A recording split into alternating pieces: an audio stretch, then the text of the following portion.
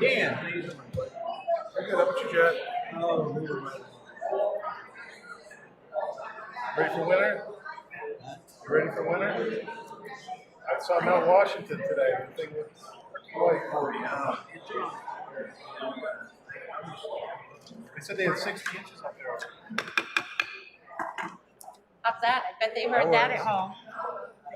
Thank you, everyone, for coming to the Hollis Special Town Meeting tonight on November 19th, 2021. I'm Martha Huff, the Town Clerk. I'm going to open up the meeting by reading of the warrant. And after I get through the greeting, if someone would like to make a motion to waive the reading of the entire thing, we can do that. Totally up to you. State of Maine warrant for the Hollis Special Town Meeting, November 19th, 2025. To Terry Walters, a resident of the town of Hollis in the county of York, state of Maine. Greetings. In the name of the state of Maine, you are hereby required to notify and warn the inhabitants of the town of Hollis in said county and in said state, qualified by law to vote in town affairs. To meet at the Hollis Meeting Room located at 34 Town Farm Road on Wednesday, the 19th of November, AD 2025, at 7 p.m. in the evening for the purpose of acting on the following articles. Article number 1 is to elect a moderator by written ballot to preside at the said town meeting.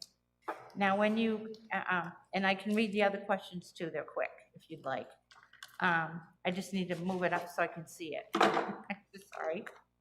Article 2, to see if the town will vote to authorize the town manager in consultation with the select board to increase the salary of the tax collector for the remainder of the 2026 fiscal year in amount he deems to be necessary and in the best interests of the town, but also within the budget already appropriated for said town clerk by town meeting in article number 3, line 0106 of the June 10th, 2025 annual town meeting warrant. Article 3, shall an ordinance entitled, I'm going to shut this off, sorry. Shall an ordinance entitled 2025 Amendments to the Zoning Ordinance to the Town of Hollis regarding charter subdivisions be enacted? And Article 4, shall an ordinance, I got a sticky over it, give me a minute. Hands are cold this time of year. Shall an ordinance entitled 2025 Amendments to the Zoning Ordinance of the Town of Hollis, Maine regarding enactment process be enacted?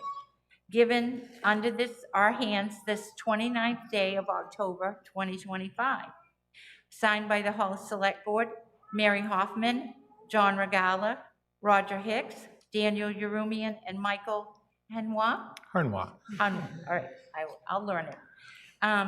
A true attested copy was posted, signed by Crystal Gaudette, the Hollis Deputy Clerk, and the return on the warrant reads as follows. Hollis Special Town Meeting being held on November 19th, 2025, Town of Hollis, York County, State of Maine. Dated 11/7/2025. Pursuant to the warrant within, to me directed, I have notified and warned the inhabitants of said town, qualified as herein expressed, to meet at said time and place for the purposes therein named by posting an attested copy of said warrant at the Hollis Town Hall, Hollis Community Building, Station House Convenience Store, and the Hollis Clerk's Office in said town, being public and conspicuous places in the town on the 7th day of November, being at least 7 days before the special town meeting on November 19th, 2025. And it's signed by Terry Walters. Thank you, Terry, for doing that. Now, when you came in tonight, you should have gotten a pink card, which is to vote the articles with. Article number 1 is by a written ballot. So when you got checked off the list, you should have gotten a written ballot. So I'm going to go right to article number 1, which is to elect a moderator by written ballot to preside at the town meeting. And do I have any nominations from the floor for moderator? Lila? I nominate John Moran. Donald Marion. A second on that motion? Second is Heather Sullivan. All right, any other nominations from the floor? Hearing none, I'll move that the nominations are, I'll accept a vote that will close the nominations. All in favor? Aye. Put your pink cards up, thank you. And I do want to say, if anybody's here and they're not a registered voter and you wish to speak, you won't have a pink card, but we would have to give you permission to speak at the meeting, okay? So you're on your written ballot. We have one candidate, Donald Marion. I will show you that the ballot box is empty. And we'll have you, no, should we pass? I'll have you come forward and you vote, or should I pass it around? We haven't had a crowd like this in a while. All right, I'll pass it.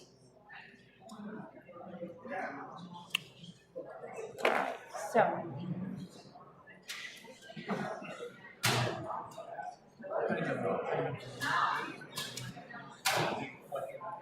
I'll bring it partly down.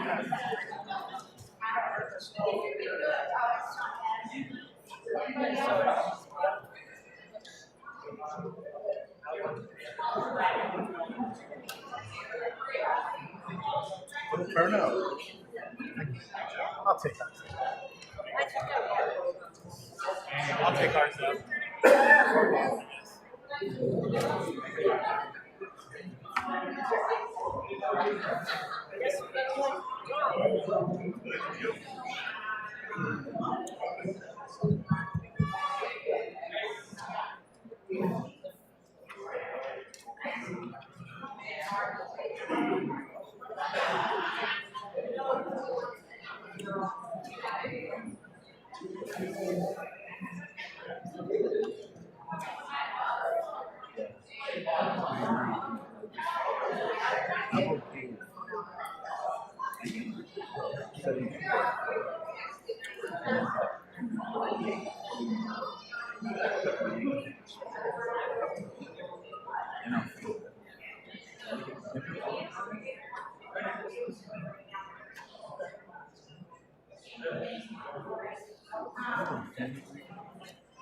Yeah, it was in the teens this morning.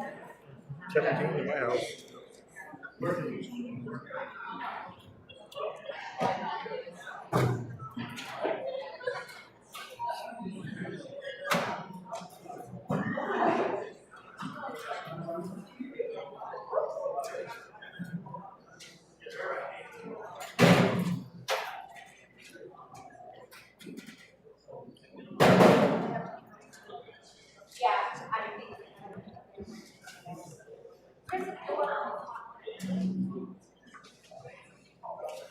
Who knows?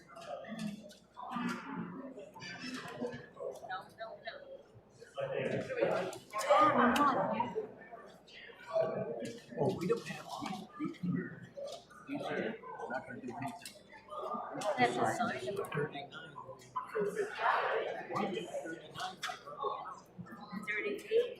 39. Not doing it. 38.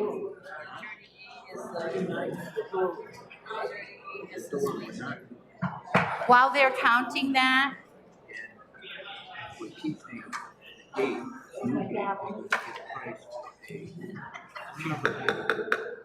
I like this. While they're counting that, I just want to say, if any of the other articles go to a written vote, you need to put your own ballot in. Some of you came up with handfuls. It's fine, we have one candidate running, so I don't think we're going to see any other names on there. If we do, we'll have to re-vote it. So just so you know, you have to, it's just like any other election, you need to cast your own vote, okay? And We already cooked up.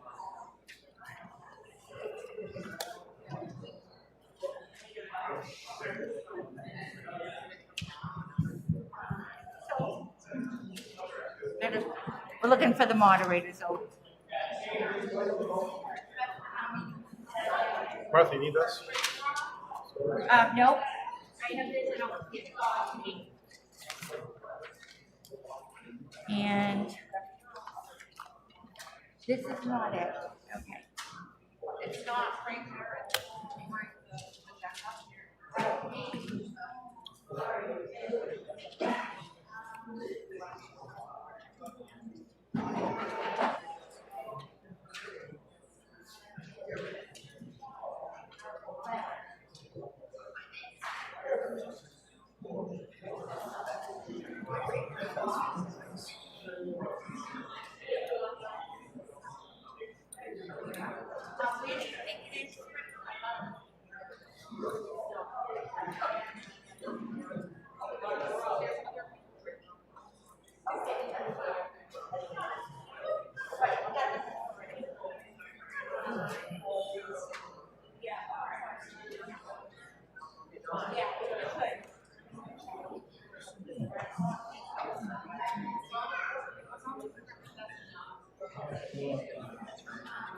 probably still on the curve, yeah.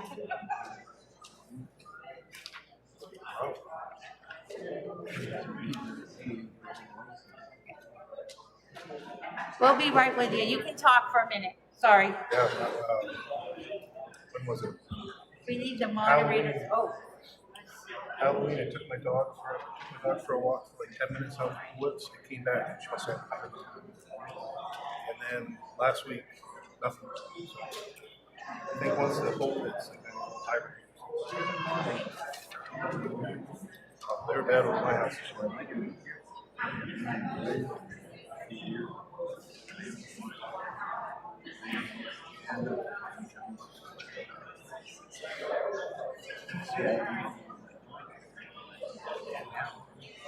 All right. I got what I needed. By 64 votes, I will declare that Don Marion is the moderator for this election. And I will have him come forward to take the moderator's oath. And then he will preside at the rest of the meeting and give you instructions. Today is the 19th.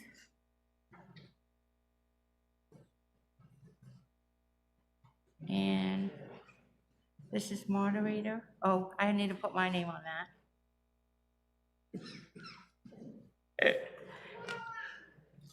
All right. Okay, this is your oath, Dawn, right here. I'll have you raise your right hand. Can you see it? It's little print. Okay. I, Donald Rand, do swear that I will support the Constitution of the United States and of this state so long as I continue a citizen thereof, so help me God. I, Donald Rand, do swear that I will faithfully discharge to the best of my abilities the duties incumbent upon me as the moderator of this meeting according to the Constitution and laws of the state of Maine, so help me God. Thank you. And I'll let you sign it if you would. And then you'll be all set. You can get me a copy of the article so that I Yeah. can have Oh, it. yes. Yep. And a small bottle of water would be nice. I can do that. Crystal, can you grab a bottle of water?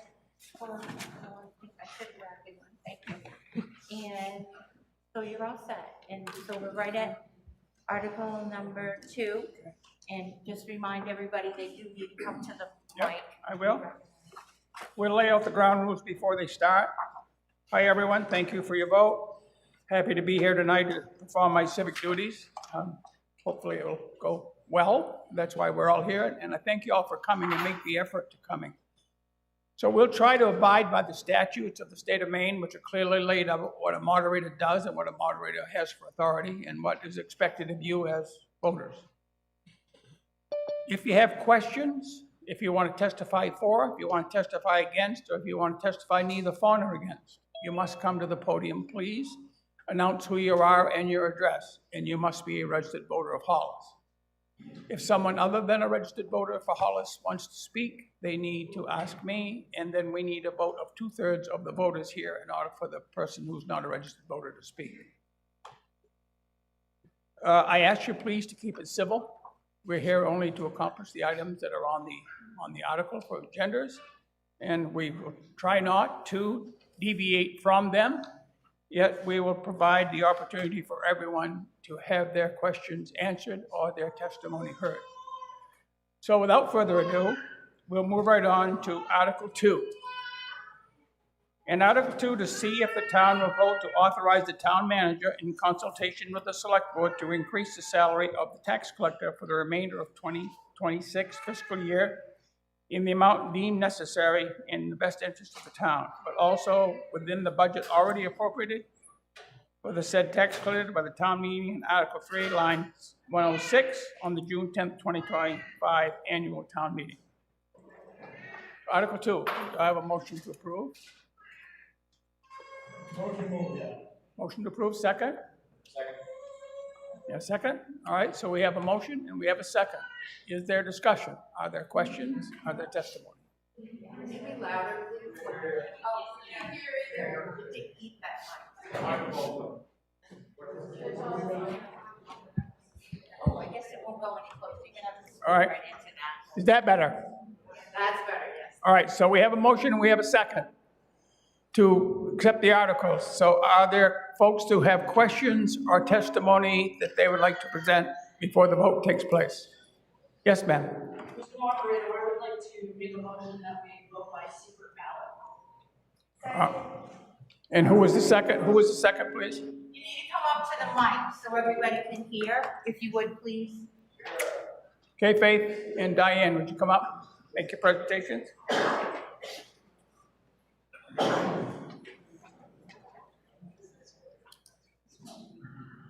Right, Ann.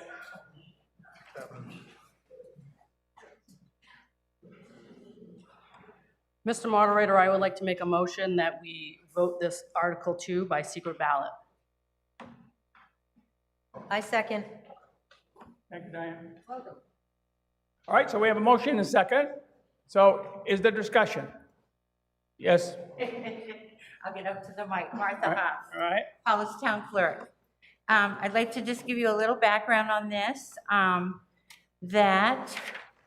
me find my right piece of paper. That nomination papers became available on March 4th, 2025. And this is what was posted. One select board assessor overseer for a one-year term expiring in June of 26. One select board assessor overseer of the poor for a two-year term expiring in June of 27. One select board assessor and overseer of the poor for a three-year term expiring in June of 2028. One tax collector for a three-year term expiring in June of 2028.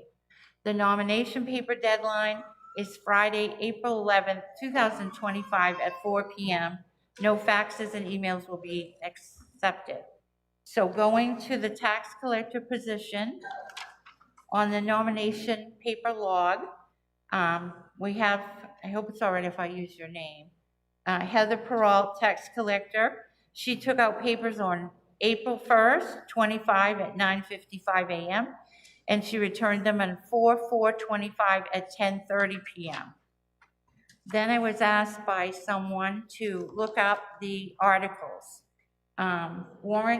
This warrant that was voted in June was originally signed on June 4th, I believe. And then there was a second signed copy of the warrant on, yes, it was signed 4/4/2025. Then the select board amended the warrant with Articles 1 through 30 on April 16th, 2025. And my notes say this amended warrant replaces the annual town meeting warrant signed on 4/4/25. And it was amended to include the Hollis Center Library, which was omitted on the first one.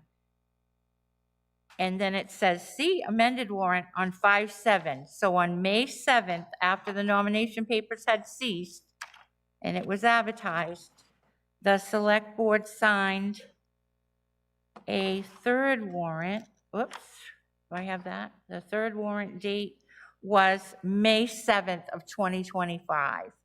So what that's telling you is it was advertised, the nomination papers, the candidate took out nomination papers with a budget that had been approved by the Finance Committee and the Select Board. And then after her papers were returned, the selectmen added, not all of them, they all weren't here, Article 31, which was the additional one to change the wages. So I was asked that question. I wanted to make sure you all had the same information. Thank you for that. Yes, sir. You can come up here to the mic and tell us who you are and your address, and you may ask your question.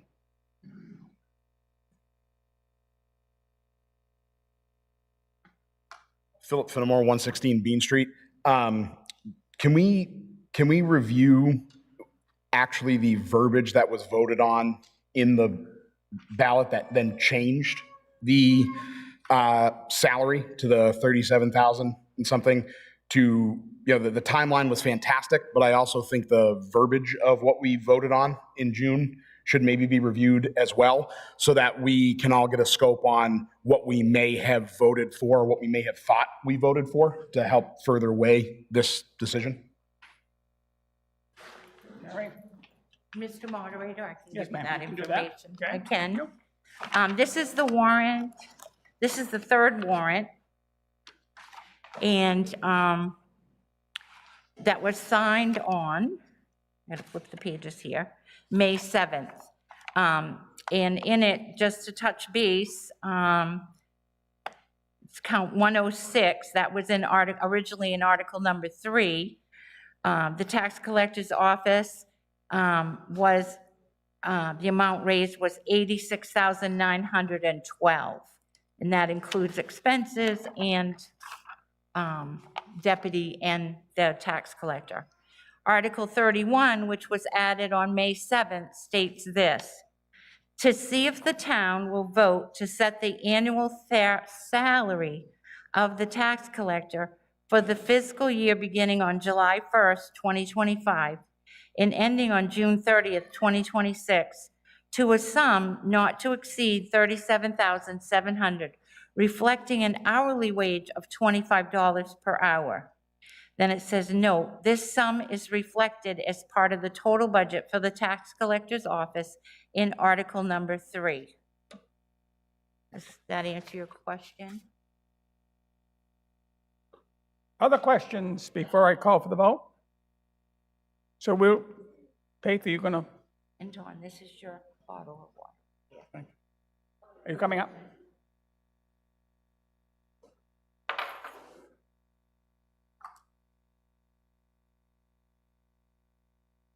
Thank you, Mr. Moderator. Just wanted to point out that the budget for the tax collector's office is not a line item budget, and therefore the salary wouldn't be on that budget of the 86,000. Thank you. Others? Yes. Your name and your address, please.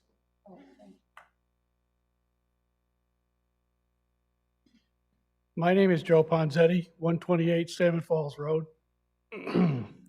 I am on the Finance Committee, and this was brought before us, as all the departments are, and the elected officials are. This wage package for this particular position is very similar to what the other elected officials get.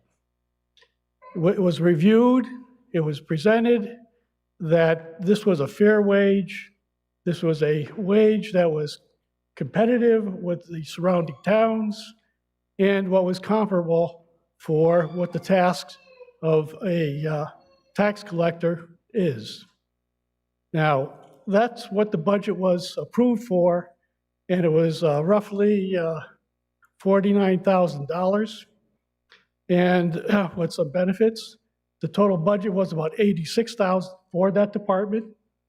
And in fairness, when we were reviewing this and it was presented to us, we asked the questions, we reviewed it as it was presented as we would any department.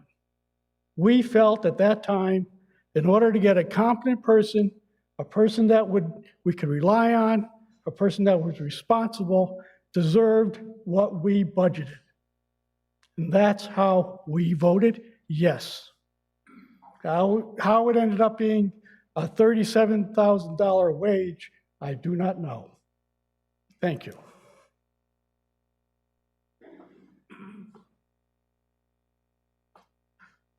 I need to move my seat there so you can see me coming. Okay, ma'am. Joe, I'll just ask this. On the last warrant, did the Finance Committee make a recommendation on that, Article 31? It was never presented to us, to my knowledge, it was never presented. Okay, you didn't do it. And Martha Huff, Town Clerk, I do want to say, one thing that's about these positions, particularly with the tax collector's position that a lot of people may not be aware of, is that person is personally liable for the tax commitment. They are charged with, the taxes are committed by the select board, and that person is personally responsible for collecting the tax commitment, which is what keeps the town running. It pays the county, the school, and does all the town funding as well. Does anybody know what the tax commitment is this year offhand? It's in the millions. I'm gonna, yeah. It was, oh, I don't even dare guess what it is, and I'm sorry I don't have that figure for you. So that's a piece that isn't readily known. In the clerk's office, I think, when we used to get, I'll give you an example, when we used to get paper fishing licenses, the clerk was financially responsible for those. You sign it, you get it, and if you can't turn back in all those paper licenses at the end of the year, you have to pay for every license that's listed on those. So any of you that had ever seen a printed fishing license, it had every hunting and every fishing license on it. Fortunately, I always had mine, so we didn't have to pay that in. And now they're all mostly done online, so we don't have paper ones anymore. But that's just to give you an example of what it means to be personally liable financially as you, the person. Thank you. Yes, Nancy? Just a reminder, when we get ready to vote, we're voting only on whether or not we want to do it by secret ballot. We're not voting on the position increases as of yet. It's only for the secret ballot.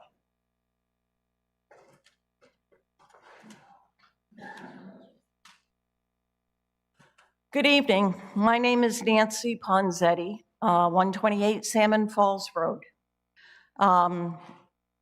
I was a school teacher for 40 years, so I like facts and figures. To quote Martha Huff on her comments that she made on May 7th, when we had a select board meeting and the warrant was discussed. She made the point, and Martha, I hope you don't mind me calling upon you, but Martha made the point that it was the wisdom of the budget committee, which was prior to the finance committee, that the salaries for the 3 elected officials would all be the same, so that no one, and as Martha put it, would argue about who got 1 nickel more than anybody else. Please remember the working relationship here in the town hall. Your tax collector sits right next to several other people working. Could you possibly imagine in your own workplace, knowing that you are getting, and it would be approximately $11,400 less than the person sitting next to you? To me, it's fair wage for fair work, equal pay for equal work. The tax collector, the treasurer, and the town clerk, by ordinance, not by ordinance, but by policy, are required to work the same number of hours a week, the same number of weeks per year. The current salary for the treasurer and the town clerk, which is public knowledge, is approximately $49,130.12 for this fiscal year. As my husband stated, he is on the finance committee. The last finance committee meeting was on March 13th, when the budget was approved by the finance committee and their recommendations were made for the town warrant. Article 31 did not appear until the 3rd warrant on May 7th. By then, all nomination papers had been turned in, and the people who turned in the nomination papers were told that the salary for the position was $49,130.12, not $37,700. If you looked at the town warrant for Article 31, there is no recommendation on it from either the Select Board or the Finance Committee. The Finance Committee had absolutely no input into Article 31. It was never presented to them. Their job was done on March 13th. Now, I know because of the Facebook pages, and we have a couple of them here in Hollis, that people have made comments about experience. There are no state statutes regarding experience for any elected position. Title 30A of the state statutes of Maine just says that only qualification, only experience needed to run for any elected position is you must be 18 years of age, a registered voter, and a resident of the state. Tax collectors, town clerks, and treasurers don't even have to live here in Hollis. That is the only qualification. That is, no experience is even mentioned. So, and I know this is my opinion, in fairness, you have to vote yes on this issue and give the tax collector what was said to her when she took out her nomination papers. You want competent people working here in this town hall, and we have been so blessed to have people like Faith and Martha and Diane and now Heather working for us. And Crystal, who someday I hope will be our unanimous approval of a new town clerk when Martha retires. And I also hope we have a great big party for her when she does. So please, folks, consider what I've said. The state even has no requirements for experience or qualifications, and you will vote in order to give the person the $49,130.12 that will keep her on an even keel with the other elected officials. Thank you.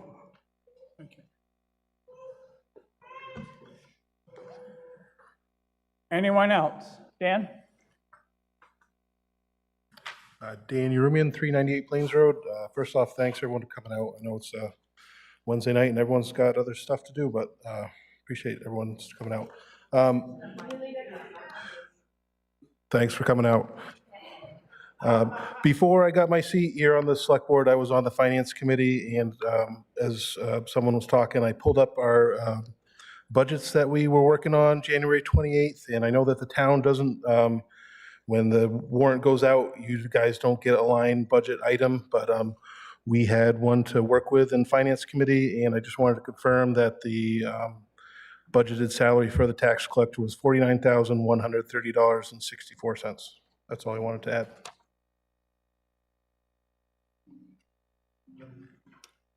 Is there anyone else?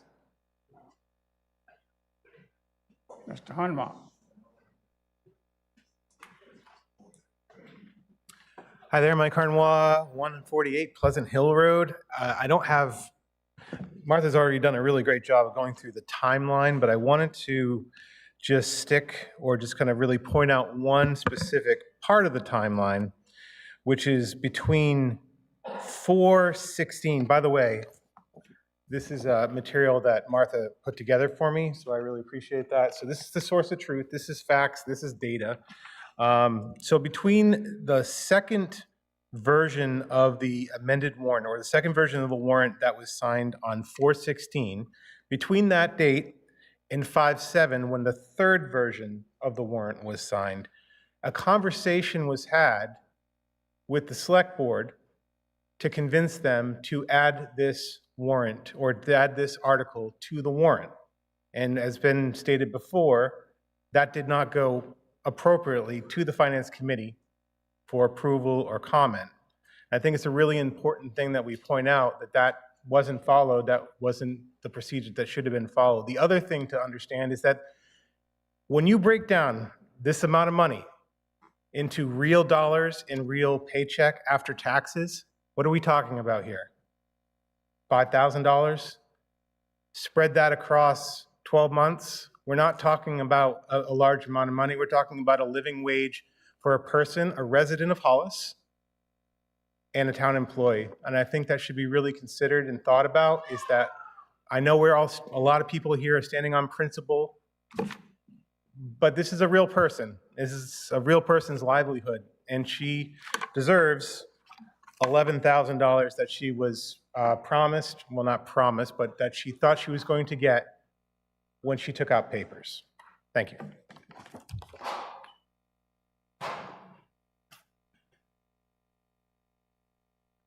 Is there anyone else? So I'm going to call for the vote. Are you going to speak again, Martha? Yes, I'm going to go again. Martha Huff, Hollis Town Clerk. I'm going to add this because I'm probably the only person in the room that would have this information at their disposal. I think on the Facebook page, there's been a conversation about certification. And I became certified last year as a town clerk. I believe one of the conversations that this person had with a select board member was that they would be paid more if they became certified. And I said, that's not true. I'm certified, and I didn't get an increase. And I will not tell you what the response was from the select board member back to me, but we'll skip that piece. However, certification at least in the town's clerk's office, I can speak to that, takes 3 years. It's not anything you're gonna get. When you review job descriptions, lots of times they'll say a code officer, you need to be certified within a year, but they offer those classes. For the clerk, they don't offer the classes all the time every year. And as a new clerk, I don't know of any clerk that could be out of the office for 30 days. I can't speak to what the tax collector requirements are. Mine's 3 pages. I would assume that yours is probably something similar to that. So certification is a wonderful thing. And they do tell you when you get it that you would receive more money. But I don't think you can hold that over a new candidate's head, because it's not something that's attainable in a few short months, because they only offer the classes at certain times of the year, or if they even offer it every year. So I just wanted to add that piece, because I saw a lot of that on the Facebook, the certification piece. Wonderful. I think I am the first certified clerk since Sylvia Smith became certified as a clerk in 1980. So it's not an easy task to do. So just to give you an idea.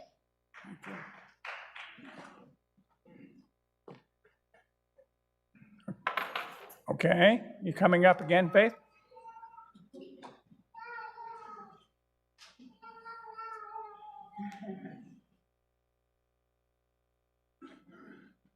Thank you, Mr. Moderator. Faith Plummer. I'd also like to read the beginning of the article.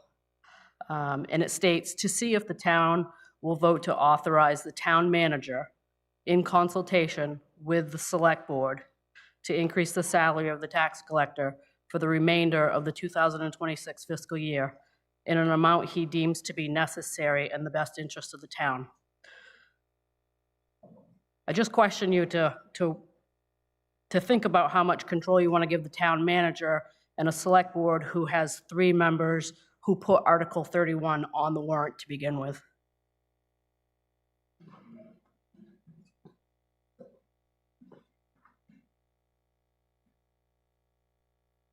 Okay. Anyone else?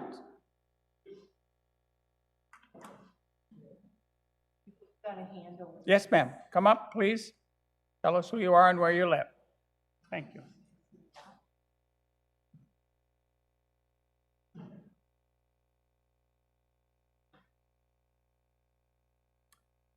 Pam Rasmussen, 127 Haley Road. Pam Rasmussen, 127 Haley Road. I just question, that's so vague, the last part of that warrant, as you deem necessary or real, or what you think is the appropriate amount.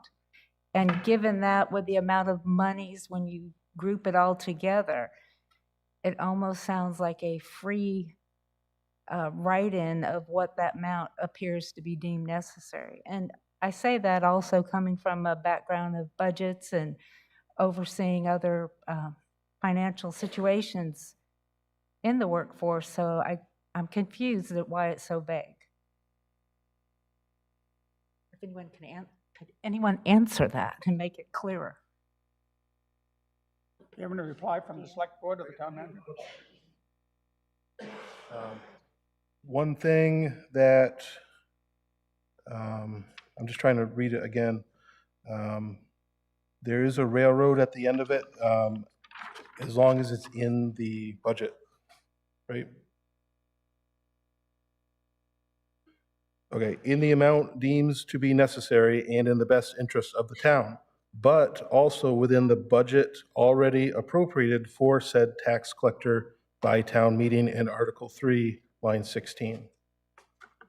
Thank you.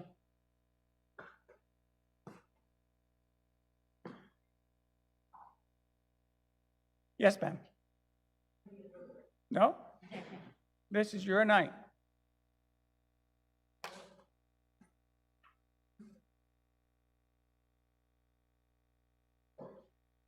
Pam Rasmussen, 127 Haley. I'm not trying to be argumentative or challenging, but so in a world that we live in today, if somebody wanted to me, the way that's written, you could take a 12-month salary and use that money however you want because it's part of the budget. Or am I being too dark in that thought?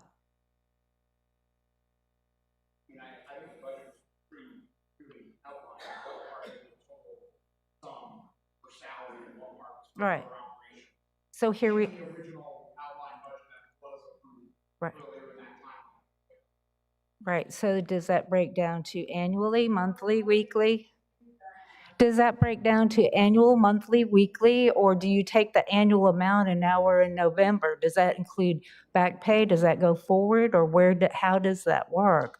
And when we talked about the group and the cohesiveness and unity within this town office, what about the people that have been sitting there for years and years and side by side and been vested and given of themselves? Martha did not get a raise with her accomplishments. How does it keep the cohesiveness of the town, the workers that sit side by side, if somebody else may be brought up above and beyond or in their salary?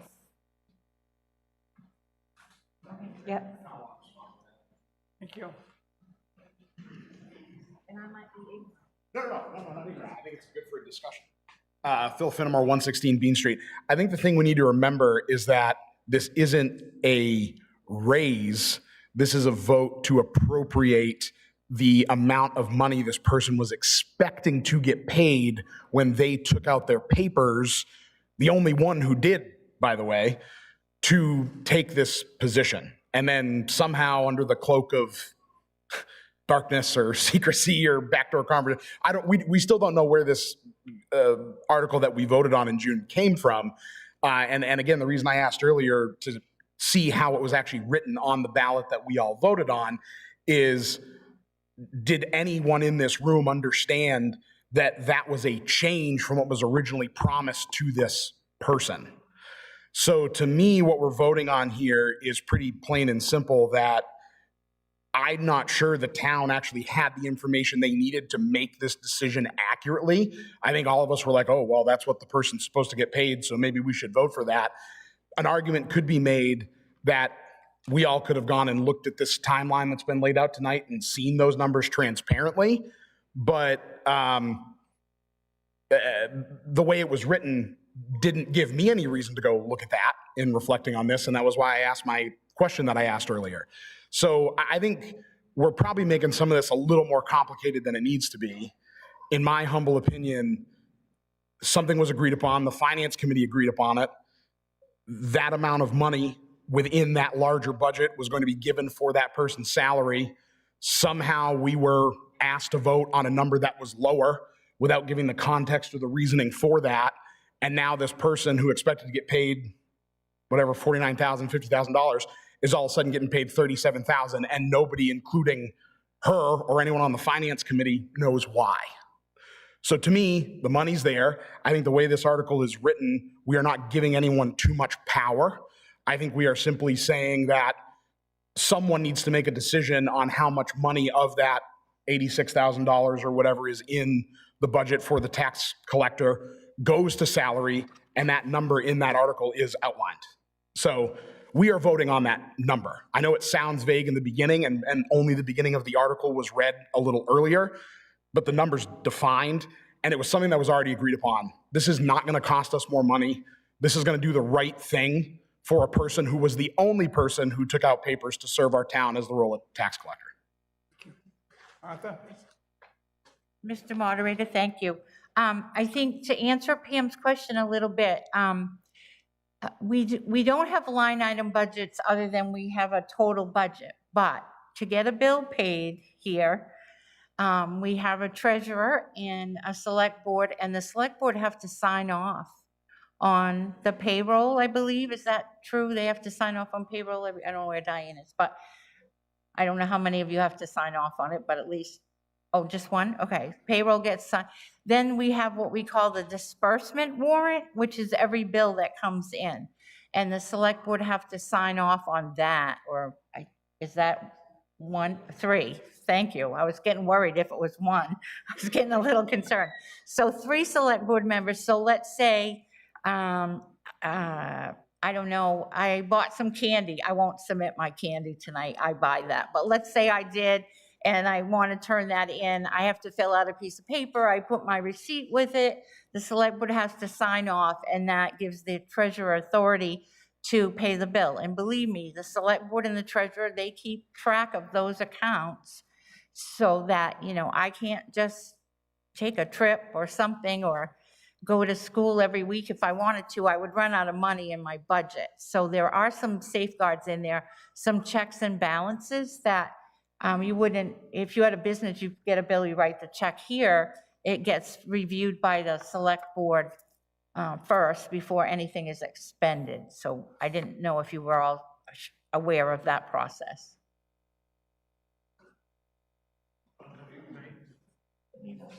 Roger? Okay, when I first developed the budget, we didn't know who was going to run for tax collector. Then March rolls around after I've had the meeting with the Finance Committee on 1/28/25 when the tax collector's budget was approved. So the line that we're thinking of right now is the 49,130,64. Now, there wasn't only one person, there was 2 people who took out papers. 1 withdrew. So I don't have the date of that, just to clarify that. There was 2 people running. Actually, there were 3 people that took out papers, but only 1 returned them. Okay. I don't know if everybody can hear that. I believe, let me make sure I tell you right. I think I've got mine in here. Thank goodness I brought it. Oh, I need page 2, not page 1. I'm pretty, Crystal, you can correct me on this. Didn't 3 people take out nomination papers for the tax collector? And 1 withdrew in writing, and I have that in the office over there. And the other one did not return their papers, so that left 1 candidate running for the office. Sorry about that, Roger. Anyone else? Yes, ma'am. Come up, please.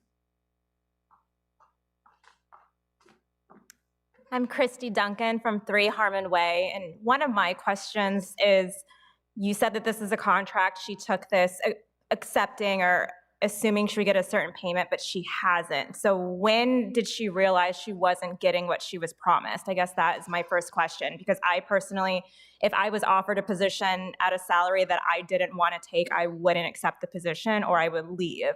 So I guess that's one of my questions is, why is she still here if she's not getting paid what she was expecting? And if she was expecting a certain salary, but then found out it was a lower salary and is still accepting it, I guess, is there any answers for that? Thank you. Okay, thank you. I can't speak for the current tax collector, but to answer that question, the best I think, the way I interpret it is that she took out papers and she accepted the job because she needed the job. And think about it this way, is if you were going to go for what turned out to be a 3-month job interview, and at the end of the day, you needed money, you needed to accept a position, and that was your only choice, no matter what, to get a paycheck, that's why she accepted it. She didn't protest at that time. And to the other question was, when did she know she wasn't going to get that pay? The day of the vote, because that was Article 31. Does that answer the question? Yes, sir.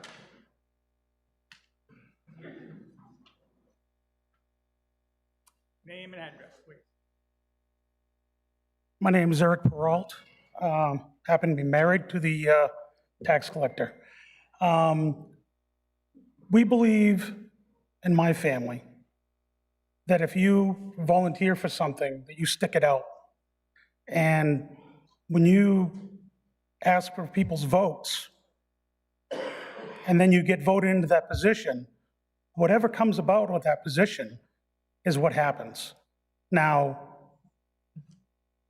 we discussed it, pay and all that stuff, just so everybody's aware.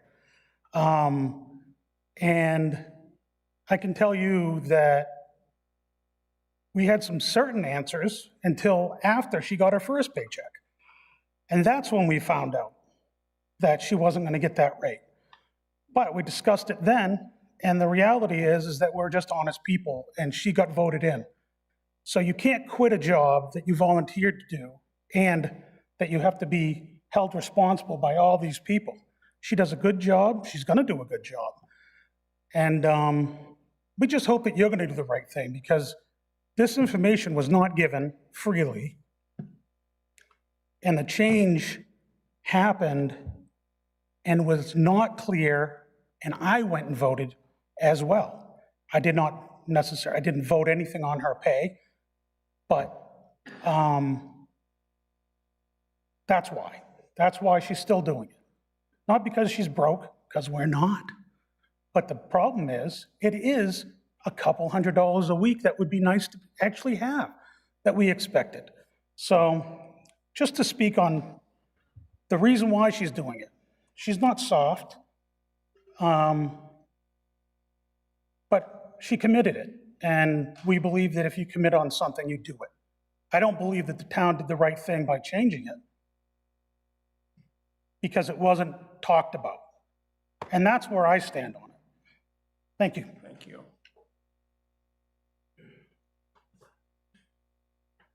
Okay, Mr. Hanra? One more. That's it, I swear.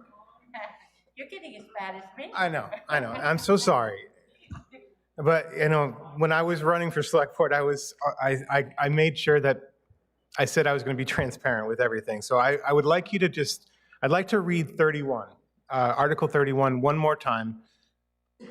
And I want you to not answer it verbally, but tell me if you were looking at this 31, you just went through 30 other articles at the end of this ballot, and you read 31, and you weren't intimately involved with the tax collector salary, if you would know what you were actually voting for. This point has been made already, but let me just read it one more time.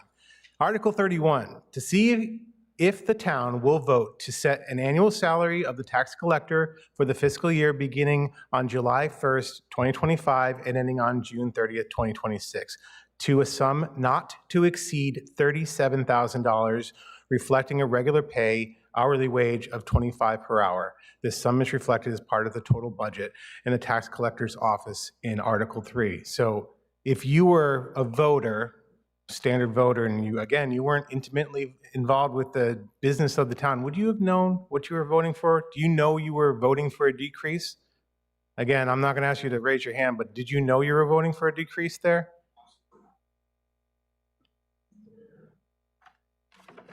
Thank you.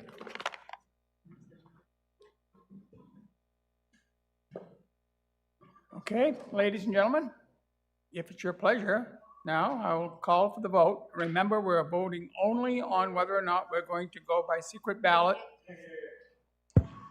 Going to call for the vote. The vote is only whether or not you want to support going for a secret ballot, not on the issue that will follow. So all of those in favor of voting on secret ballot, please raise your pink card.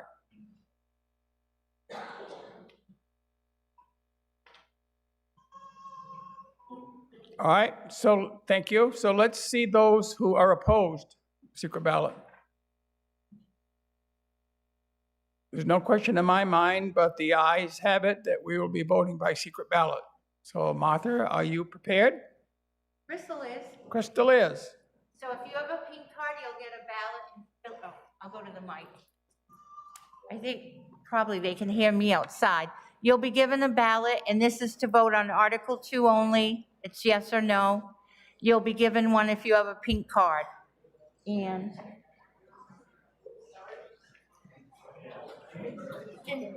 will you check that that's empty, Dawn? Yes. All right.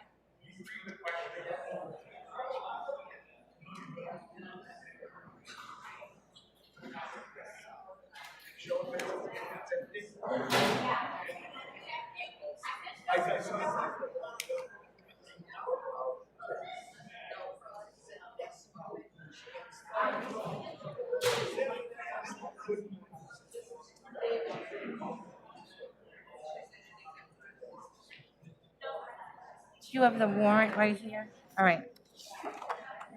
So I've been asked, I've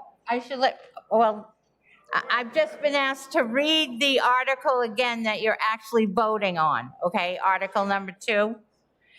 To read it, you are gonna have to bring your ballot, we'll put it in the middle. You will have to, only one ballot per person. You can't bring for your whole row, okay? One per person. Just like on election day, we need to see you cast your ballot. So Article 2 reads, to see if the town will vote to authorize the town manager in consultation with the select board to increase the salary of the tax collector for the remainder of the 2026 fiscal year in an amount he deems necessary and in the best interest of the town, but also within the budget already appropriated for said tax collector by town meeting in Article 3, line 0106 of the June 10th, 2025 annual town meeting warrant. So I don't know if I can answer what yes means and what no means. Am I allowed to do that? I was asked. Yeah, I read the article, so all right? I don't wanna, it's not one of those yes means no and no means no one. So.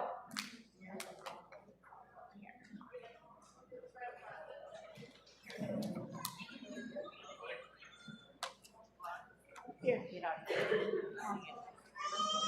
Oh, thank you. Yeah.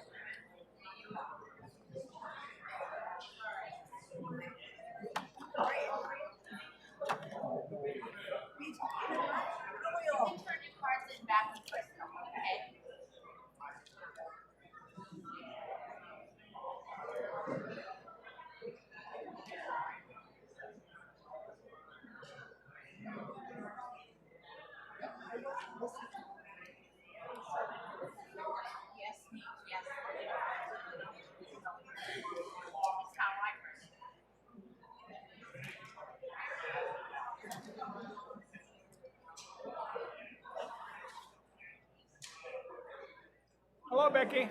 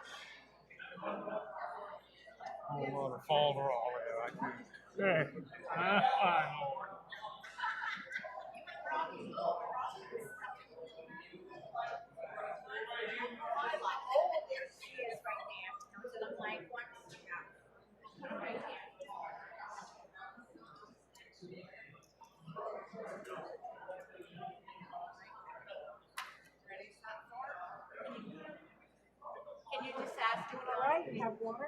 Do you need another one? I'm just gonna hit. I just want to check, has everybody voted that wanted to vote before we empty that? Hey, woo! Has everybody voted that wished to vote? Okay, thank you. We'll empty that out. It'll take us a minute. You can go back to talking.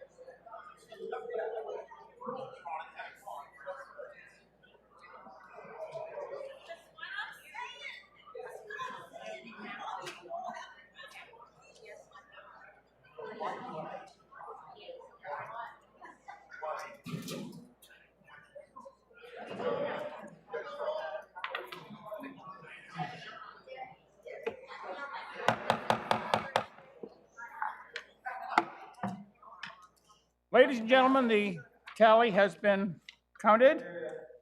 The tally has been counted, and the vote is 40 yes, 58 no. The article fails.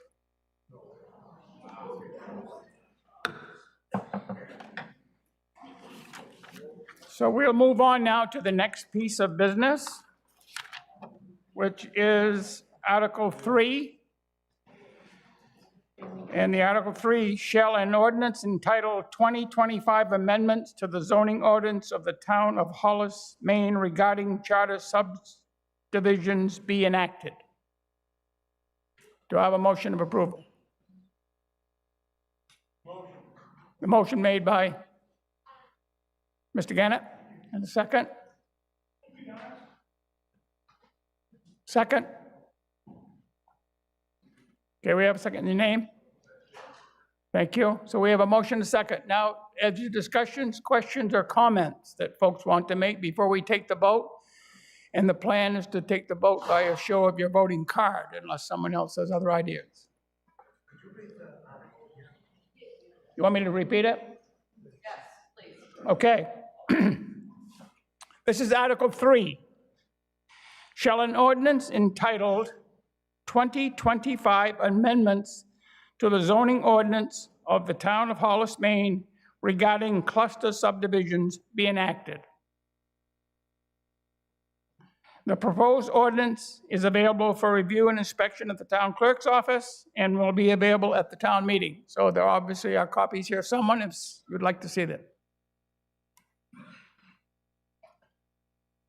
Any discussion? Yes, sir. Did you come up here, please?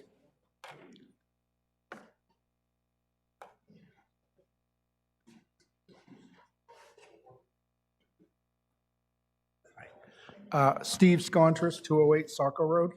I guess what I'm trying to, you can't? Okay. There you go. What I'm trying to understand, and I was talking to Tom, and I think he clarified it, is this, I looked at this and I thought what it was doing was eliminating a minimum lot size for cluster subdivision, but apparently it's kind of doing away with cluster subdivision. Is that, I just wonder if somebody could elaborate on that and kind of explain what it is, because I looked at this. Okay. Thank you for your question. Thank you for your question. Mary Hoffman, I'm on the select board, and this isn't regarding whether we can have or not have cluster subdivisions. You already voted in June to not allow cluster subdivisions. However, when you voted, all of the zoning ordinance wasn't included in the material that was available at the town office. We asked the lawyer if we could take out the additional sections that had clusters in them and was told that we had to re-vote on those sections. So if you vote no, all it does is leave that section in the zoning ordinance, but you still can't have clusters in Hollis at this time. So this is just to clean up the zoning ordinance so it's clearer for people that are developers and other individuals that are looking at doing subdivisions. The two types of subdivisions we have right now in Hollis are minor and major subdivisions. We don't allow cluster based on your vote in last June. Thank you, Mary. You're welcome. Are there other questions? Everyone understand what we're going to accomplish here? Any further questions? Okay, I'm going to call for the vote. We're going to vote by the pink card that you have. I just want to get back. Okay, Martha? I'm just taking my original warrant back. No, that's not yours, is it? It is. It is? Okay. You sure I you're not need to gonna let me find, I read the need to next- find you a copy, yeah. All right. Yes, sir, Mr. Gannett? You don't have to call me Mr. Gannett. Well, I like to. Butch Gannett, I live 10 B&G Lane. I'm on the planning board, and it's my understanding that this article is going to take the word cluster subdivisions out of the ordinance, where it says, you know, cluster subdivision are allowed in the R3 zone. It's going to be taken out. That's all. That's what happens here. You voted not to allow cluster subdivisions here, and now all we're doing is taking the reference to cluster subdivisions out of the ordinance. You should vote yes on this. Thank you. You'll have to use this one, just don't Okay, write on it. I won't. Okay, everybody clear on that? Thank you, Mr. Gannett. So I'm going to call for the vote. All those in favor, show your pink card by raising your hand, please. Thank you. And those in opposition, the same. Okay? So the ayes have it. The article passes. We'll move on to Article 4. Article 4, shall an ordinance entitled 2025 Amendments to the zoning ordinance of the town of Hollis regarding amendment enactment process be enacted? And the proposed ordinance is available for review, and probably some of you have copies of it. And would you want to explain to us what this does, Mr. Gannett? Seeing that you're on the planning board. We're talking about Article 4 and what it accomplished. Let me. Number 4? Mhm.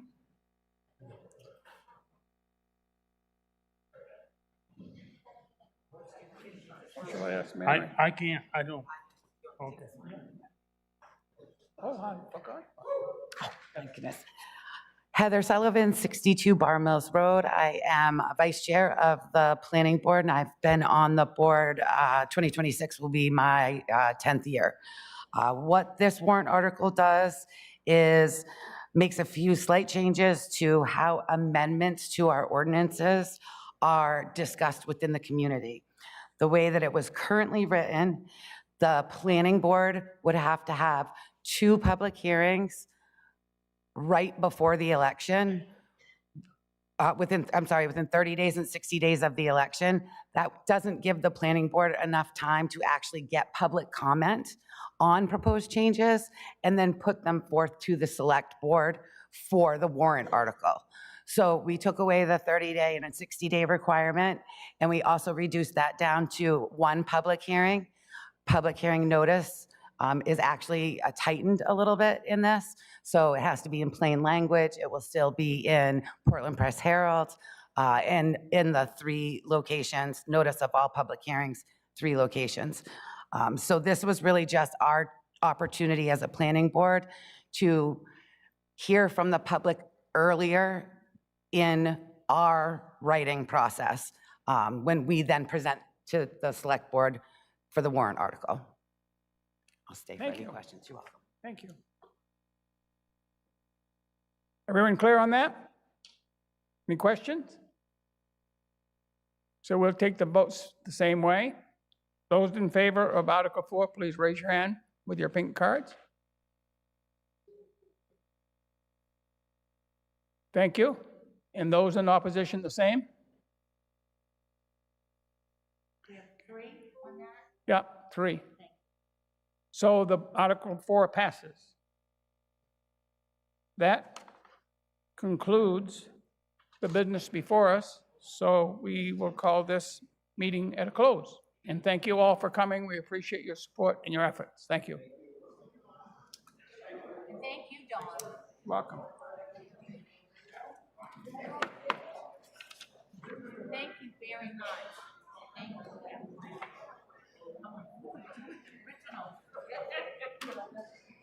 Thank you, Dawn. Very nice job. You're welcome. And Dawn, I don't know if it's appropriate And you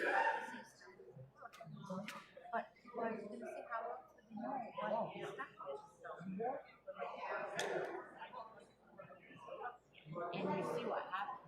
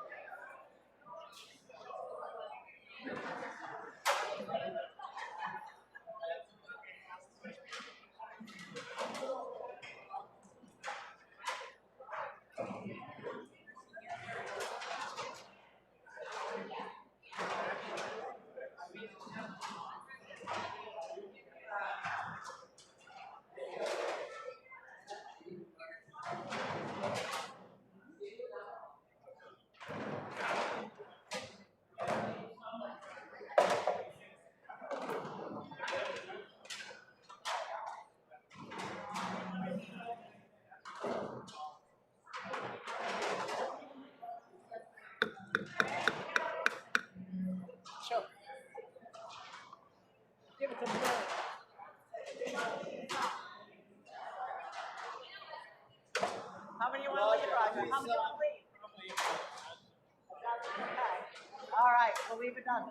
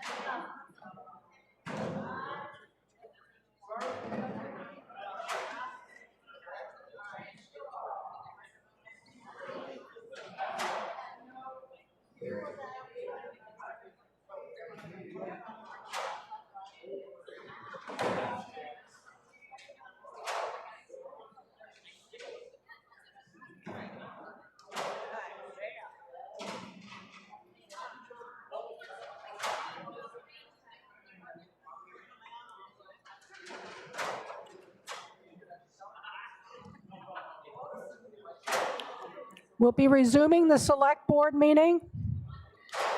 Hello.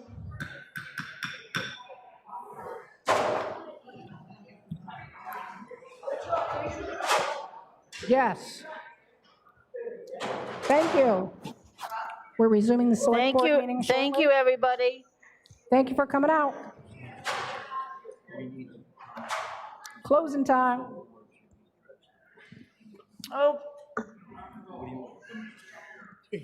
Pardon? You can stay here if you want. Okay. Good job, Miss Bennett. Thank you.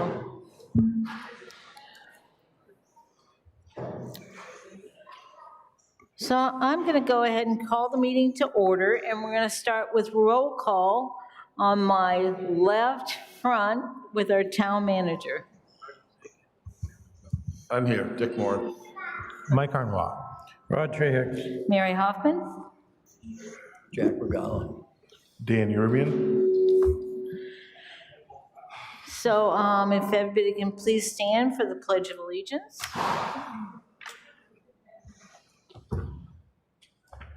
I pledge allegiance to the flag of the United States of America and to the republic for which it stands, one nation, under God, indivisible, with liberty and justice for all. Long may she wave. And our next item on the agenda is public comment for items that are not on the agenda. Do we have anybody that has anything that's not on the agenda that they'd like to comment or talk about?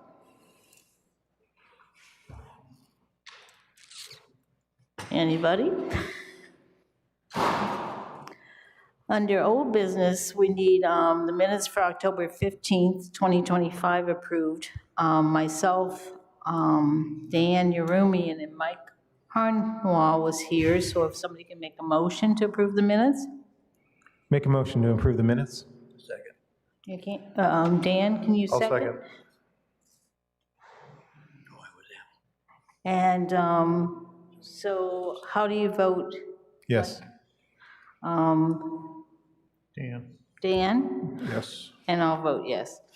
And then on October 29th, we had an executive session. Motion and- to approve.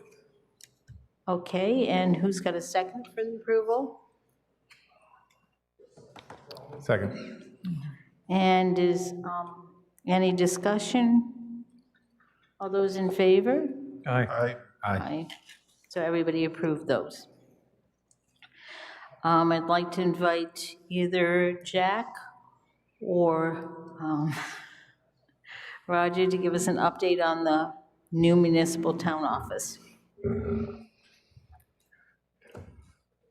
Well, we had our last payment meeting today, so things are moving very well. We hope to have a ribbon cutting ceremony coming up soon. We do have a couple minor things that are still on the punch list. As you can tell, the acoustics, the echoing in here, the flagpole has a pulley issue, and we're working on the water system that needs to be installed. Did I forget anything, Jack? On the water system? No, have I included Oh, no. everything? No, I'm fine. You covered it. Okay. I know that Dick and Jim Booton and Joe Ponzetti met with some acoustics people, and I think you've selected a company, Dick, for acoustics? So it's been selected and that will be being ordered, and my understanding is it's going to be, what, 4 to 5 weeks for that to be updated. On the roads, I can report on Haley Road, the shouldering was done on Haley, and I think on Saco. All the shouldering has been completed, so the paving schedule for this year is complete. And they did an excellent job on Haley. They wouldn't let me in my driveway yesterday until they got by it, but I did get in. So thank you, everybody who worked on that. Salmon Falls are moving right along with the remediation process, and I know that they've been working on Let's see, the exterior siding, trim, window repair and painting. And next, they'll be working on some interior repairs. So that's going very well, and they've only spent $11,425 as of November 6th. So they still have $78,575, so they're within their budget. Carry forwards? Well, right Roger? now, I've reviewed some of the carry forwards, but I'm kind of, can't approve anything because the reconciliation is only till March. Until I get the final numbers approved, gonna have to table this one again until we can get the final numbers so I can bring it to the board for approval. Because you need the reconciliations done through what, June? Yes, because the reconciliation is what verifies the numbers left over. Terry? Terry Walters, Hollis resident. Mary, I just had a question about the new facility. Oh. Yes, Great facility. Guys did a great job.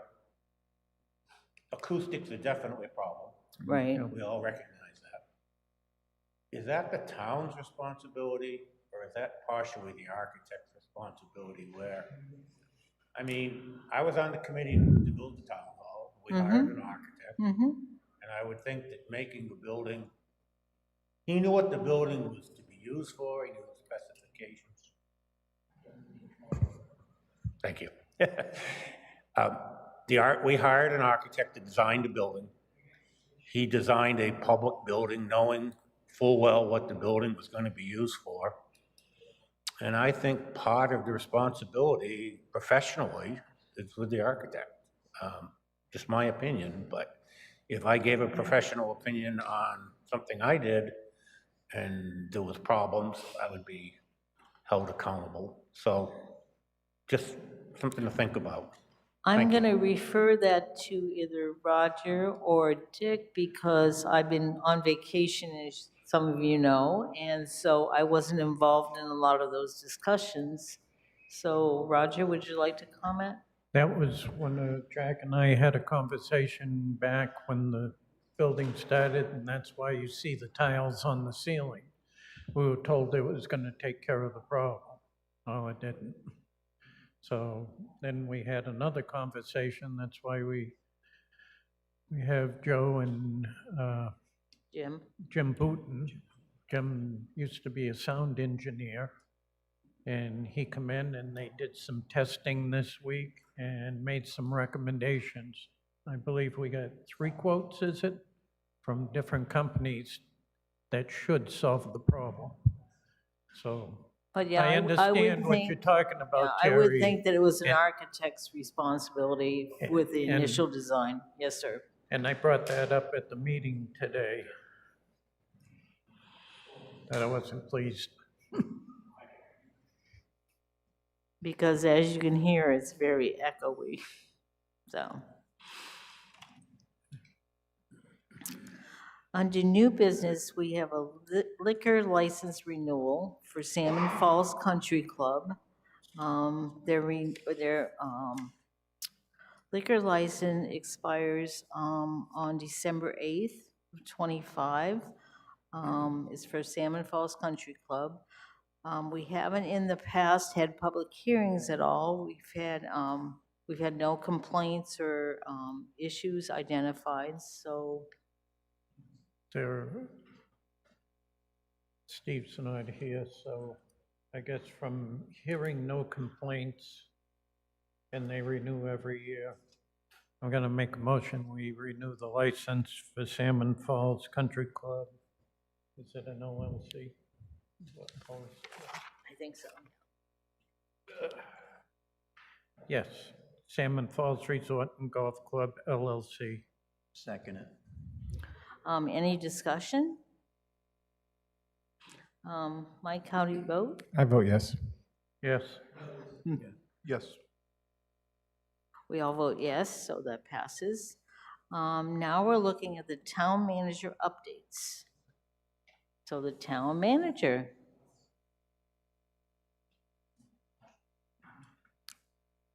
Okay, so believe it or not, it's budget time again. I just got done talking about numbers, and we are underway. I have had, thank you, Roger, the 47,000 pages of that I've been trying to bring into this year's budget, which should be ready in another day or so.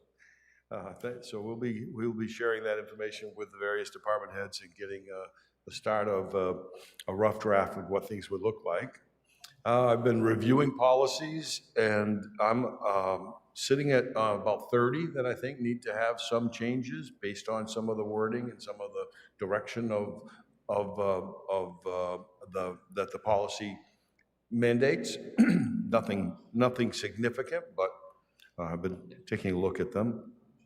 This is a comment for the general public.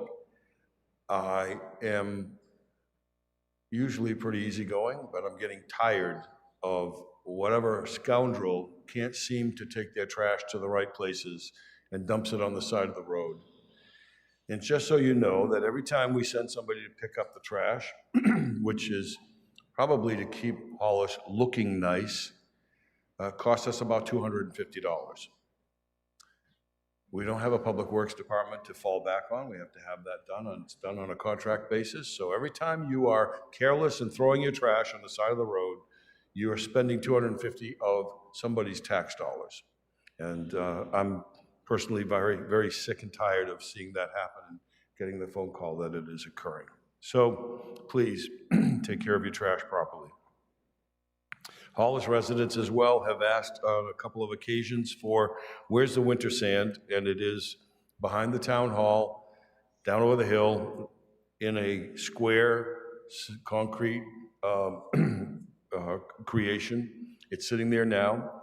We've been reluctant to say much more about it because we do have a gate that we're talking about, excuse me, changing and or modifying, but it is there in the event that we start the mornings like we did this morning in the 20s where there may be some slippery conditions. I want to commend the town of Hollis this afternoon. Went to the York County offices in Alfred, the Spirit of America Awards. I'm not going to repeat everything that was said. You could watch the video, but Hollis was very well represented. Members of the community who volunteered to frankly hire me and torture me for the time frame that you did. I laugh. That's a little joke.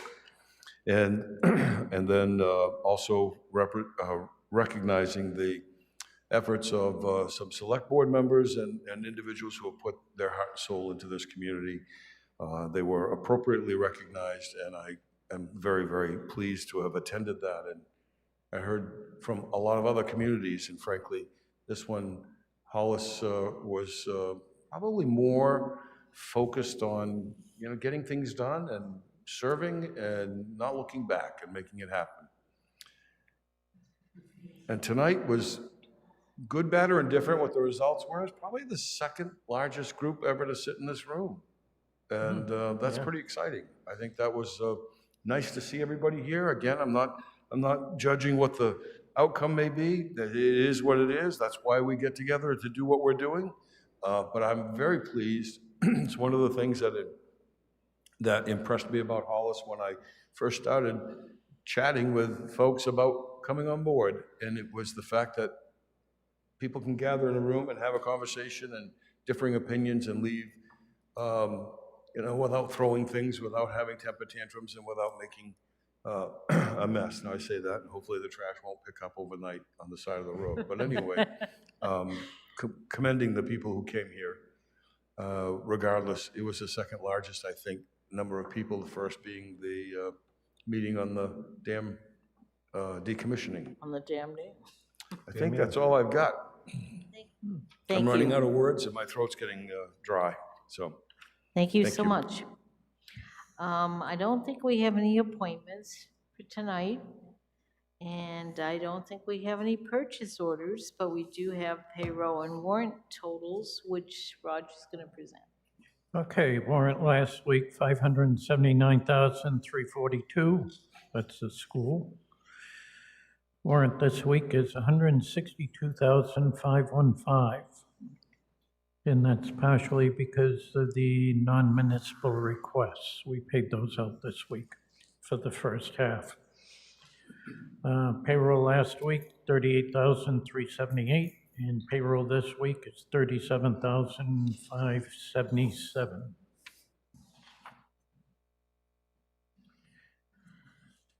And who would like to read correspondence and announcements? Mike? Or Dan? What if I said no? I can start off with them. Okay. If I get bored, I'll drop off. All righty. All right, the Okay. Maine Department of Transportation is conducting an on-demand public meeting for the proposed bridge improvements of the West Buxton Bridge number 3340 over the Saco River, located 0.7 of a mile west of Route 112. Maine DOT invites and encourages you to review the meeting and share your thoughts on this project during the formal comment period from November 12th to December 3rd. More information is on the town's website. A special thank you to Edna Bailey for her recent donation to the Hollis Heat Fund. Thank you, Edna. The town is collecting donations for the Hollis Schools Backpack Program here at the town hall. You can drop off your non-perishable food items in the front lobby. More information is on our website. It's not on here, but the important thing about the backpack program is they have to be easy meals to prepare. The Select Board and Planning Board is having a meeting with the, that got postponed, okay, sorry. The Select Board and Planning Board meeting with the Conservation Commission on Thursday, November 20th at 3 p.m. has been postponed, so don't come. A reminder that the 2026 dog licenses are now available. You can license your dog in person at the town hall during regular business hours or over the phone if you have the current rabies information. Call Crystal at 207-929-8552, extension 27. If you need your rabies vaccination, there's a rabies clinic at the Buxton Public Works from Saturday, December 6th from 1 to 3 p.m. The cost is $8 per vaccination, cash only. Dogs must be on a leash and cats in carriers. So this is sponsored by the Hollis Animal Clinic, the town of Buxton, and the town of Hollis, and the Vacation Land Dog Club.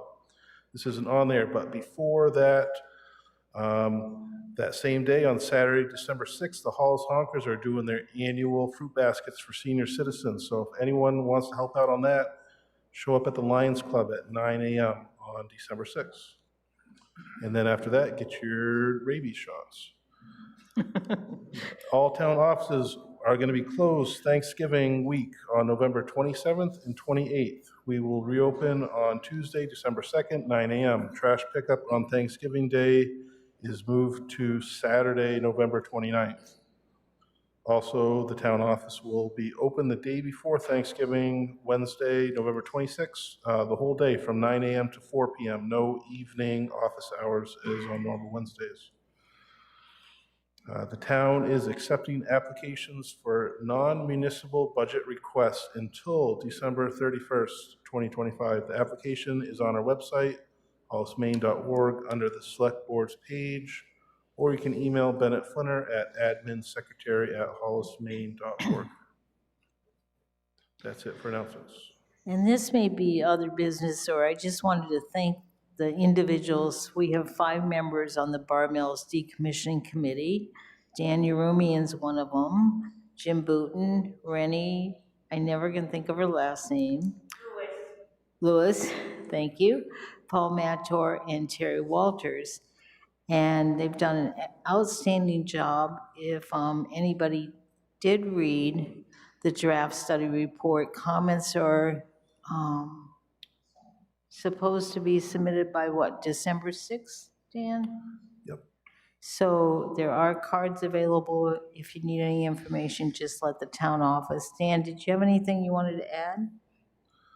No, we're going to have another meeting on Monday, and hopefully Wednesday morning, we're meeting with a digitally with a organization called American Rivers, who's kind of provide some guidance for our side of the fence, how to draft a response. That's what we're going to be working on for the Because first I week think, of December. I think we're trying to do a combined response from both Buxton and Hollis, right, Dan? Right.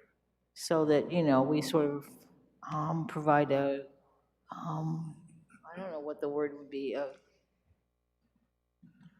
Right, they're accepting comments, and one of the comments can be coming from the town if we so choose to do that. right, so we want to sort of support Buxton and have them support us so that we combine our comments and get sort of more push towards what we want. So thank you to all those committee members for all their hard work. Terry might have some more to say. Terry, did you want to say something? Oh, sorry. Right in front of me. Ooh. I'd just like a clarification on something. There's been some confusion in town on construction timelines. And the best that I can find is the 202 bridge will be in 26, that the dam decommissioning will be on in 2027, and then the other bridge will be in 2028. I keep hearing that there's a conflict in times, but I don't think so. I think they're all separate. So the 4A, work on 4A for the Salmon Falls Bridge is supposed to be next spring, so in 2026. And then they're supposed to do the Salmon Falls Bridge in 2027. And so there's some question if there would be a conflict between the Bar Mills decommissioning and the Salmon Right. Falls Bridge, but they guaranteed us that there wouldn't be. I looked at the West Buxton Bridge thing, and boy, I don't understand much of it from their public. Yeah, they didn't give much information. I mean, they didn't really give much information. They just give you some slides to look at. And there's really not much they're going to change. It just looked like there was going to be a little less room Yep.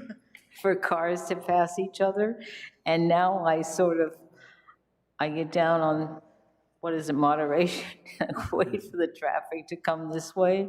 And when I come down on the Buxton side to turn onto the bridge, I'm always afraid I'm going to hit somebody. So I don't know. I might just have to give up the West Buxton Bridge. But I have heard discussion of timelines, and I don't think there's going to be a problem. No, I don't. They said they would all work together. Thank you. Yeah. Okay, so I need a motion to go into. Before we do that, can we put that last, can we move 8 to 10? We are going to move, yep. Yeah. that was Move 8 to good. 10 and then So who wants to upcoming do town- upcoming town committee meetings? Select Board meeting will be held on Wednesday, December 3rd at 7 PM. Planning Board meeting on Wednesday, December 10th at 7 PM. Sports Complex Committee on Thursday, December 11th at 7 PM. Select Board meeting on Wednesday, December 17th at 7 PM. And Conservation Commission meeting on Thursday, December 18th at 5:30 PM. And just as an aside, the planning board will not be having a meeting next Wednesday because we do close at 4, and it's been sort of tradition that they don't have that meeting before Thanksgiving because they know everybody's going to be on the road. So, okay, any other comments? Dick? Mike? Nope. You probably did public comments and I wasn't here. Go ahead. Well, we're going to be coming back to that. Mic but- down. Oh, bring the mic down. Okay, I can do that. Can you hear me now? Sure. I just want to thank everybody that came out to the special town meeting tonight. And I do hope that the select board will seriously consider a social media policy. Mike, you did well in yours. You at least put a disclaimer on it that it was not you weren't representing the town of Hollis, you were giving your personal opinion. Yep. And I have to say, after reading some of those, as an employee in 2 cities in Maine, I would have been walked right out the door. And I think it's terrible that that wasn't addressed, and we need to have a social media policy that we can uphold. And, you know, yes, you have freedom of speech, but when you're a town official commenting on those sites, I try so hard not even to do a like or a dislike or anything on any of the posts. I know I shared this before, it's a quick little story, but I learned probably the first year I was here, I got up in the morning, went on Facebook, said vote today, and came to town hall, and we were at the fire station, did the voting and all that. And I got home about 2 a.m. and I looked at my Facebook page and there were 47 comments. Where do we vote? And most of them put the wrong place. So I learned that lesson quickly, not to engage. Social media can be a great tool, but it can also be very destructive, as we've seen tonight as evidence. So I hope we will consider that, and we don't have to reinvent the wheel. Other towns have them, I'm sure, and enforce them. And when you're going on social media, you need to disclaim that these are not the, you know, you're not representing the employees of Hollis or the town of Hollis, you're just giving your own personal opinion. I know I've cautioned that before, because if there's been a couple situations where they got on and talked poorly about a employee, and when one of the select board jumps on that, it gives them legs to walk. You just validated that comment. Don't do it. Just, I know it's hard, but my big thing is we have a website. We need to use our legitimate website. And if we do ever go that route of having social media, it needs to be monitored and, you know, 24/7 pretty much. So it can be a tool that can be used the correct way, but it can also be very destructive. Thank you. Thank you, Martha. Thanks, Martha. Anybody else? Dan? Jack? No, you got Tom. Roger? Tom? Hi, how Hi. are you? Good, Tom- thanks. Tom Wachowski, Hollis resident, Cape Road. Sorry, Tom, could you do the opposite of Martha? There Perfect. you go. It's still echoey on this side, isn't it? My gosh. I had some residents over the past month or so stop by either my shop or come to pizza night or send me messages asking questions about the bid process for basically the town of Hollis. If you guys have jobs that go out to bid.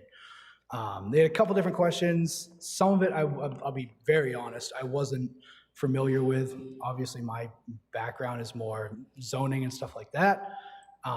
Anything money related isn't really my forte. So I figured I'd come here and ask you guys because clearly you're the professionals. So a couple questions. They're wondering, what is the amount that triggers something to go out to bid? What is the amount that requires that something go out to bid? When we were doing it before, we went with $2,500. We would get at least 3 quotes. Okay. Or try to get 3 quotes. Now, sometimes when you get into things like that, especially when you're dealing with the fire department, you get a single source. So sometimes there are things that a single source where you can't get, or you need to go to that company, and that would be one of the exceptions. Okay. And then I just pulled up a couple quick things. The requirements for approval of purchases over $10,000. The ordinance for requirements of approval of purchase over $10,000, the June 14th, 2022 ordinance, has that been updated and I have the old copy? Or is that something that's still in play and it's a $10,000 number? I'm just trying to figure out what this ordinance pertains to, because it's talking about any individual requesting an item that is more than $10,000 or proposing work to be completed for a project valued at more than $10,000 must attempt to get at least 3 to 5 estimates for either the item to be purchased or the work to be done. If unable to obtain the required number of estimates within 1 month, the individual may present the purchase order for the item or project to be done to the select board. Now, is that referring to a contract? Usually I assume it's for things like that. Yeah, for contract stuff, absolutely. So that, I guess that was the first question. So you guys are saying it's $2,500 it goes out to bid unless it's a single source thing. Well, you get quotes. And Get we quote, try, right, I'm we sorry. try to get 3 quotes to go with your best. Okay. Fantastic. Second question, when would things not be required to be put out to bid? So if you had a job that the town needed, and we'll call it the ditching down the street on Haley Road, when would that not be required to be put out to get estimates, I guess, because you guys don't say, you keep saying not bids. When would you not be required to get estimates for jobs that need to get done? If it's under $10,000, right? See, that's what, I'm sorry, Tom. No, you're good. It's echoing so much. I know. I'm trying to understand. No problem. your Trust me. I question. sit on the other side. I understand You can completely. see now why we needed the acoustics Yes, worked sir. on. So, like I said, I'm trying to figure out why stuff may not go out to bid or stuff does go out to bid. So I've got a couple purchase orders that were given to me, and I understand that some of them, when they come, Becky, fantastic. Filled me in on a lot of stuff. She's amazing. So she was saying that if stuff's in the TIF fund, or if stuff's coming out of the TIF fund, that you may not need to get estimates on it. You can just spend the TIF fund as you need to, up to the certain amount that's approved by the voters. Courtesy is if you spend a lot of money, then you should ask the finance committee, but the TIF fund is already appropriated money. Right. So Martha was one of the people who established that. But to answer your question, Haley Road, that was made part of the emergency truck route, so that falls under the TIF area, so that's why we can use TIF money to repave it and do Yes. updates. Okay, so if it's TIF funds, it's coming out of the TIF budget, then you don't need to get estimates. But on that, when we did the paving job, it went out to bid. It went out to bid. Yeah, paving went out to bid. Did the ditching? State bid on it, I believe Dayton did. Yeah, and there were, I think there was one other. right, there was 3 of them to pave. To pave. And do the shouldering. And then it came out of the TIF fund, so that's fantastic. That's good to hear. I'm glad. I have another one that didn't come out of the TIF fund. It came out of the highway fund for ditching on Mansion and White House Road. Did that also, you guys also send out for estimates on that one? Or did that not get estimates? It didn't get estimates. It was I mentioned estimates, but it didn't get done. Okay, so it was a $30,000 purchase order, or up to $30,000, because I've learned that that's how that works. Again, all new to me. Not to exceed. Not to exceed 30, exactly. When you and write it it. only ended up being 28,000 some odd dollars. But it's nonetheless a $30,000 purchase order from the highway account. Did that go out, and did you get estimates on that too, or was that not something that we got estimates on? I would prefer it to. What was that? I would prefer it to. But I agree, no, absolutely. Then it would follow the ordinance that some people wrote. I guess that's the question. I've had people come to me asking why they never see stuff go out to bid anymore, or why there's never any estimates getting done anymore, or people are asking for estimates, the town asking for estimates. They're seeing less and less of it. So I'm just trying to be the mediator and trying to get to the bottom of it, because again, it's outside of my wheelhouse. Anything financial stuff, I just do zoning stuff. So I think you all know I got my zoning stuff on lock, but this type of stuff is not something that I'm familiar with. So I wanted to come and get, the answers that I could from you guys. And Becky, again, was fantastic. She explained that the TIF funds, if it's coming out of the TIF budget, you guys don't have to get estimates. You can spend the TIF funds as long as they're within the approved amount that's approved by the voters. But usually we try, even if we do use TIF funds, we try to get estimates to make sure we're not overspending or getting the best price for the town. Yeah, okay. And then this one just might have slipped through the cracks, and I'll leave it. You can take a look at it and see why it didn't get estimates, or maybe it did get estimates and they're just not attached to the paper like the ordinance says. No, you don't know? All right, it's Yeah. fine. I'll, If you ask for information and it's not attached to that, Tom, then chances are then bids didn't, or quotes didn't get done. okay, awesome. All right, so 100%. Yeah, I would absolutely love it, for sure. Let me, if you want any of this stuff, let me know. Well, yeah, can I just see that? Yeah, for sure. So this is the one that came out of TIF. So that was, like I said, it was a $30,000 purchase order, but it came out of TIF. It was prior to paving, correct? It wasn't, Yeah, so it this wasn't was part all- of the paving bid? Yep, ditching and That's- stormwater Okay, maintenance that's, before paving. that's what I just wanted to verify, because if it was part of the paving agreement and the work they did after paving, that would be, Yes. that would be different. That would be, yeah. All right, And then, thank you. this was the one, like I said, this is the one that I have the most questions with, I guess. This is one that was not out of the TIF fund, it's out of the highway fund, $30,000 purchase order. And I just didn't see any estimates attached to it like the ordinance requires, so I just didn't know if it was something that slipped through the cracks. Gotcha, thank you. Thank you. So yeah, I guess that's basically it. I've had enough people stop by or talk to me that know that I'll come ask you the questions and not worry about it, not worry about the repercussions. So they just want to make sure that stuff's going out to bid. They want to see stuff going out to bid, see things being posted, getting estimates, excuse me. I don't know if you guys have a list of people that you work with normally that you go through when you need estimates for stuff. Is there a way for other residents or businesses around the area to get on that list? Smaller businesses. Can I jump into this one? Yeah, no, absolutely. I have a list of contacts since I started back 7 years ago, okay, to open a door.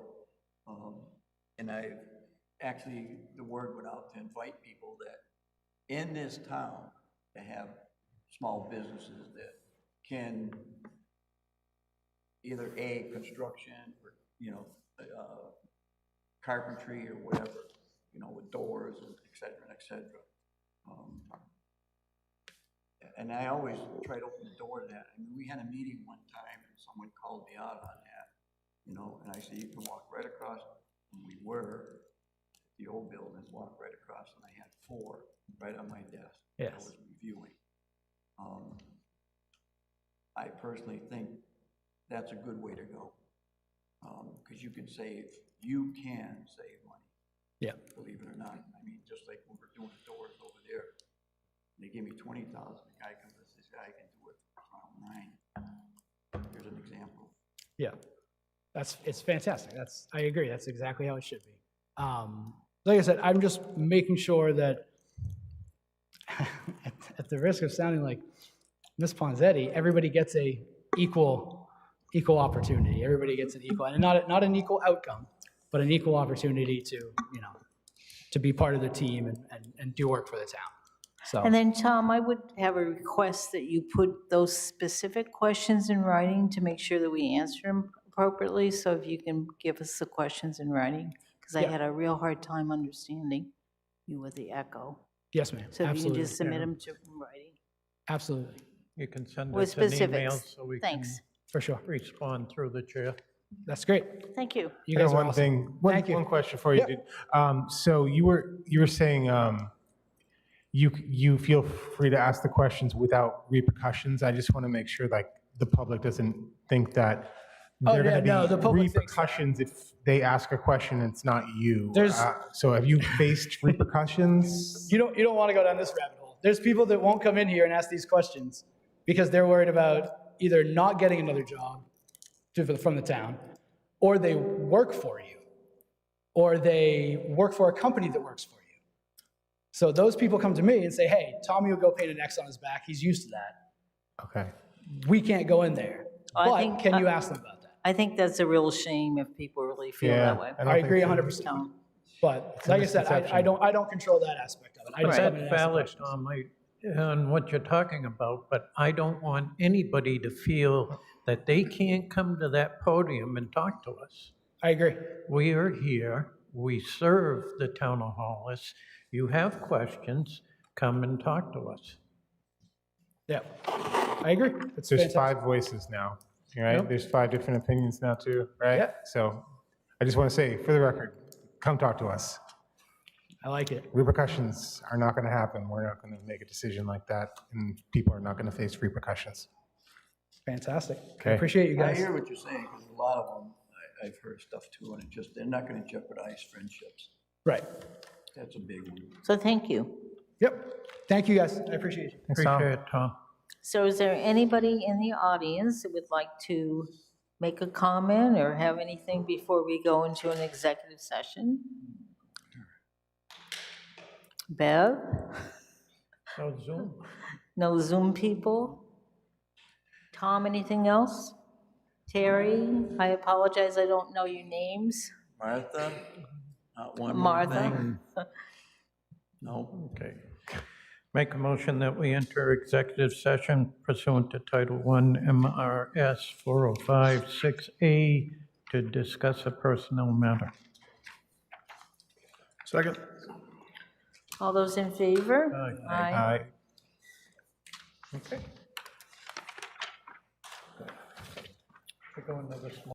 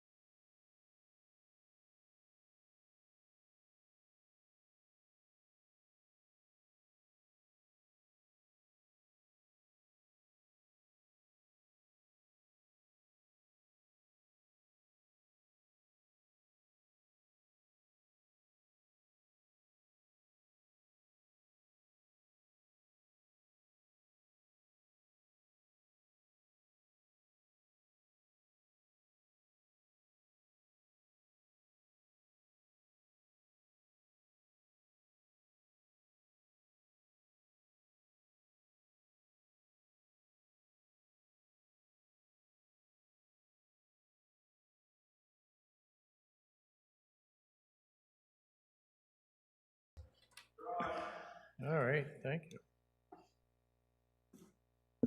So I need a motion. Need a motion that we resume the select board meeting. Second. All those in favor? Aye. Opposed? Okay. Okay. It's Jack's favorite time. So do we have anything to comment on from the executive session? Nope. No decisions were made. Okay, so we're at number 11, unless anybody has anything else to add. I think we're good. Thank God, and make a motion to adjourn. Second motion. Second.